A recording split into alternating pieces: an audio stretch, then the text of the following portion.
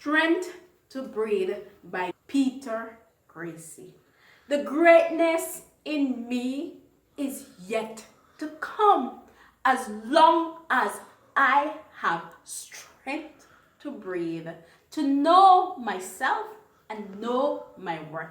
It is to know my God indeed. There's no such thing as I can't. There's no such thing as fear. Only thought evidence appearing real, and the ones who do not care. I lean not unto my own understanding. I find what my purpose serves and trust in God and not in man, while I experience my time on earth. I am balanced. I am focused.